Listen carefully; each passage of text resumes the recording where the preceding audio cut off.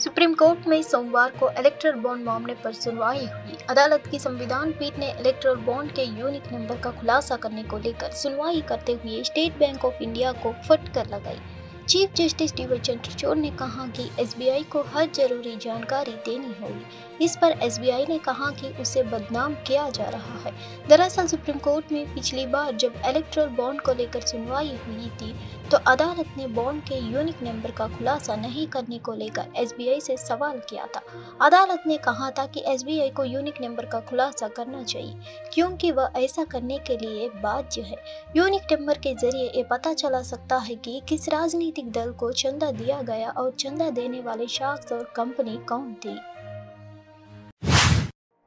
आगामी लोकसभा चुनाव के बीच समाजवादी पार्टी की लिस्ट सोशल मीडिया पर वायरल हो रही है। यह बात फैलाई जा रही है कि पीलीभीत से सपा का टिकट बसपा को मिलेगा। एसपी की इस लिस्ट में जहां 3 नाम है वहीं वरुण गांधी का भी नाम है। इस लिस्ट के आते ही राजनीतिक गलियारों में हलचल मच गई है। सोशल मीडिया पर वायरल हो रही लिस्ट में 3 नाम है। इसमें उन्होंने वरुण गांधी को फिर से सपा के टिकट पर पीलीभीत से उम्मीदवार बनाने की मांग की। इसके साथ ही जैनपुर से श्रीकला रेड्डी और मछली शहर से रागिनी सोनकर को टिकट दिया गया है। इस लिस्ट के जारी होने के बाद अटकलें लगाई जा रही है कि क्या बीजेपी सांसद वरुण गांधी समाजवादी पार्टी में शामिल हो गए हैं। क्या आप इस पर सपा के टिकट पर चुनाव लड़ेंगे? क्या उन्हें बीजेपी से टिकट मिल गया है? इस दलील में सच्चाई ये है कि अब इसका जवाब समाजवादी पार्टी की ओर से आ गया है। सोशल मीडिया पर सपा का ऐलान कि वरुण गांधी की सपा का टिकट दिया जाएगा खूब चर्चा में है। समाजवादी पार्टी ने ऐसी किसी सूची में इनकार किया है। पार्टी ने कहा कि सोशल मीडिया पर वायरल हो रही सूची फर्जी है और इससे सावधान रहना चाहिए। तेलंगाना की राज्यपाल तमिलिसाई ने इस्तीफा दे दिया है। तमिलिसाई ने राष्ट्रपति को भेजा इस्तीफा। तमिलिसाई तेलंगाना और पुडुचेरी के उपराज्यपाल बनी हुई है। उन्होंने घोषणा की है कि उन्होंने तेलंगाना के राज्यपाल और पुडुचेरी के उपराज्यपाल दोनों पदों से इस्तीफा दे दिया है। यह फैलाया जा रहा है कि तमिलिसाई सौंदरराजन अगले लोकसभा चुनाव में तमिलनाडु से चुनाव लड़ेगी। इस बीच खबर है कि तमिलिसाई सौंदरराजन ने अपने पद से इस्तीफा दे दिया है। राज्यपाल तमिलिसाई सौंदरराजन ने राष्ट्रपति द्रौपदी मुर्मू को अपना इस्तीफा भेजा। खबर है कि बीजेपी संसद का टिकट चेन्नई सेंट्रल से दिया जाएगा। कन्याकुमारी तमिलिसाई का अपना जिला। इसके अलावा तमिलिसाई कन्याकुमारी, तिरुनेलवेली और चेन्नई सेंट्रल सीटों में से एक सीट से चुनाव लड़ेगी। प्रधानमंत्री मोदी ने कांग्रेस नेता राहुल गांधी की शक्ति टिप्पणी पर उन पर तीखा कटाक्ष किया। पीएम मोदी ने कहा कि राहुल गांधी ने देश की महिलाओं के खिलाफ बोला है। उन्होंने यह भी कहा कि 4 जून को सब कुछ स्पष्ट हो जाएगा।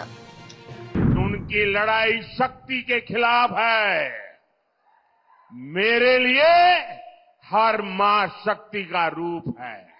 माताओं बहनों, आपको मैं शक्ति के रूप में पूजा करता हूं। इंडिया अलायंस ने अपना घोषणा पत्र शक्ति को खत्म करने के लिए किया है। मैं इस चुनौती को स्वीकार करता हूं और मैं इन शक्ति स्वरूपा माताओं बहनों की रक्षा के लिए जान की बाजी लगा दूंगा। मुकाबला 4 जून को हो जाएगा। कौन शक्ति का विनाश कर सकता है और कौन शक्ति के आशीर्वाद प्राप्त कर सकता है, इसका मुकाबला 4 जून को हो जाएगा। अभी कल मुंबई में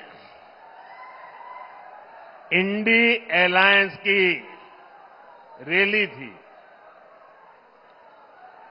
और चुनाव घोषित होने के बाद इंडी अलायंस की ये पहली और उनके लिए सबसे महत्वपूर्ण रैली थी। उस रैली में उन्होंने अपना घोषणा पत्र जाहिर किया और उनके पहले घोषणा पत्र का ऐलान क्या है? मुंबई के शिवाजी मैदान में जो छत्रपति महाराष्ट्र के डिप्टी सीएम और बीजेपी के प्रमुख नेता देवेंद्र फडणवीस ने सनसनीखेज टिप्पणी की है। उन्होंने स्पष्ट किया कि 2022 में उनके गठबंधन के सत्ता में आने का कारण दोनों पार्टियों में फूट थी। उन्होंने बताया कि उस विभाजन का कारण उन्हें दो दोस्त मिले। रविवार को मुंबई में एक पुस्तक विमोचन कार्यक्रम में देवेंद्र फडणवीस ने यह बात कही है। उन्होंने अपने 2019 विधानसभा चुनाव अभियान के नारे में वापस आऊंगा का उल्लेख किया। फडणवीस ने कहा, मैं वापस आऊंगा और मैंने चुनाव प्रचार के दौरान हुंकार भरी थी। हमने सोचा था कि हम दूसरी बार सत्ता में आएंगे, लेकिन यह संभव नहीं हो सका। महाविकास अघाड़ी गठबंधन ने सरकार बनाई, उसके बाद हमने वह गठबंधन तोड़ दिया और सत्ता में आए। ये सब करने में 2 साल लग गई है। दोनों पार्टियां में फूट के कारण सत्ता पर कब्जा करना संभव हो गया है। इससे उसे 2 अच्छे दोस्त मिल गए। एकनाथ शिंदे और अजित पवार जैसे 2 आजीवन मित्र मिले हैं। देवेंद्र फडणवीस ने कहा, 2019 के चुनाव में बीजेपी ने अच्छी खासी सीटें जीती है। शिवसेना के साथ सरकार बनाई, उद्धव ठाकरे में हमें धोखा दिया, परिणाम स्वरूप हमें विपक्षी में बैठना पड़ा, देवेंद्र फडणवीस ने कहा है। लोकसभा चुनाव की तारीखों के ऐलान के साथ ही सभी राजनीतिक दल एक्टिव हो गए हैं। चुनाव की घोषणा के बाद ऑल इंडिया मजलिस इत्तेहादुल मुस्लिमीन में सक्रिय हो गई है। इस बीच पार्टी ने आगामी चुनाव के लिए 3 उम्मीदवारों की घोषणा की है। इसमें पार्टी अध्यक्ष असदुद्दीन ओवैसी भी शामिल है। उम्मीदवारों के नाम का ऐलान करते हुए ओवैसी ने कहा कि औरंगाबाद से इम्तियाज जलील AIMIM के उम्मीदवार होंगे, जबकि किशनगंज से अख्तरुल ईमान मैदान में उतरेंगे। वहीं ओवैसी खुद हैदराबाद से चुनाव लड़ेंगे। उन्होंने कहा कि बिहार, उत्तर प्रदेश और महाराष्ट्र में पार्टी के प्रदेश अध्यक्ष उम्मीदवारों पर चर्चा कर रहे हैं। जल्द वहां उम्मीदवारों के नाम घोषित कर दिया जाएगा। अभिनेत्री अनन्या पांडे 17 मार्च को मुंबई में लैक्मे फैशन वीक के ग्रैंड फिनाले में डिजाइनर राहुल मिश्रा के साथ स्टार्टअप बनाई। पेरिस फैशन वीक में जलीदार पोशाक के अपने मंत्र मुक्त कर देने वाले प्रदर्शन के बाद राहुल मिश्रा ने एक बार फिर अनन्या पांडे को अपना नवीनतम संग्राहक का चेहरा चुना है। जहां ऊंचे बूटे से सुसज्जित अनन्या पांडे का पहनावा एक सामंजस्यपूर्ण मोनोक्रोमैटिक शैली को दर्शाता है। रुचा चड्डा और अली फजल, विजय वर्मा, चंकी पांडे और भावना पांडे, अर्जुन रामपाल और गैब्रियाला डेमोट्रेडिस जैसे बॉलीवुड के कई लोकप्रिय चेहरे फैशन वीक में ग्रैंड फिनाले में दर्शकों के बीच पहुंचे।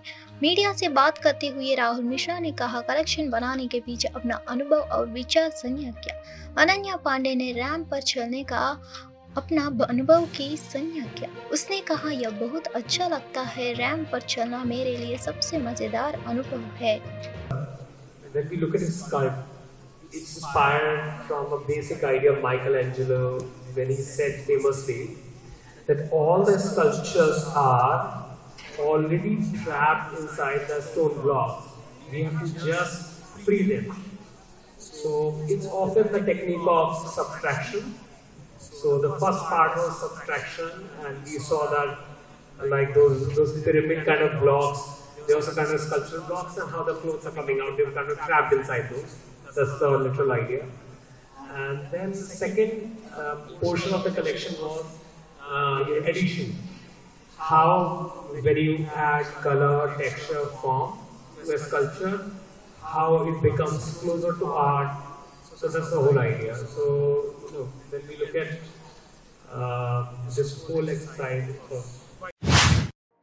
चुनावी बॉन्ड पर वकील प्रशांत भूषण ने कहा कि SBI ने सुप्रीम कोर्ट के आदेश को गलत समझा। SBI ने कहा कि उन्हें लगा कि उन्हें खरीदार के साथ पार्टी के प्रत्येक बॉन्ड पर अल्फा न्यूमेरिक नंबर का खुलासा नहीं करना होगा।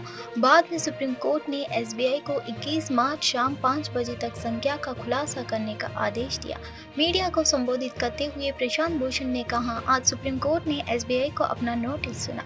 उनसे पूछा कि उन्होंने प्रत्येक बॉन्ड पर अल्फा न्यूमेरिक संख्या का खुलासा क्यों नहीं किया है। खरीदार साथ ही वह पार्टी जिसने उन बॉन्डों को बनाया, अदालत ने एक आदेश पारित करते हुए कहा कि उन्हें तुरंत इसका खुलासा करना होगा और SBI के अध्यक्ष को 21 मार्च को शाम 5 बजे तक एक हल्फनामा दाखिल करना होगा, जिससे कहा जाएगा कि उन्होंने खुलासा किया है। अल्फा न्यूमेरिक नंबरों सहित सभी विवरण चुनाव आयोग को तुरंत अपलोड करने होंगे। So today the Supreme Court heard its notice to the State Bank asking them why they had not disclosed the alphanumeric details on each bond, alphanumeric number on each bond of the purchaser as well as of the party which redeemed those bonds. But before the court could hear the State Bank, there were 3 applications filed by the 3 industry organizations, FICCI, CII and ASSOCHAM, in which a prayer has been made that the bond numbers should not be disclosed so that the donor details don't come out. However, the Chief Justice told the lawyer for these organizations that their application was not on record, they would not be heard, and moreover, everybody was put on notice in the interim order. प्रधानमंत्री मोदी ने 18 मार्च यानी आज कांग्रेस और भारत राष्ट्र समिति की आलोचना की और कहा कि जब भी उनके घोटाले पर कोई जांच शुरू हुई तो उन्होंने प्रधानमंत्री मोदी को गाली दी। आज कांग्रेस ने बीआरएस घोटाले पर बोलना बंद कर दिया है, जहां सारा पैसा कालेश्वरम परियोजना पर जाता है। कांग्रेस उस घोटाले पर जवाब नहीं मांग रही है। कांग्रेस ने जो वादे किए थे वो पूरे क्यों नहीं हो रहे हैं? बीआरएस भी वे प्रश्न नहीं पूछ रहा है। दोनों पार्टियां एक दूसरे को बचा रही है। जब भी दोनों पार्टियां के घोटाले की कोई जांच शुरू होती है तो मोदी को गाली देते हैं, नरेंद्र मोदी ने कहा है। आज बीआरएस के घोटालों पर कांग्रेस की बोलती बंद हो गई है।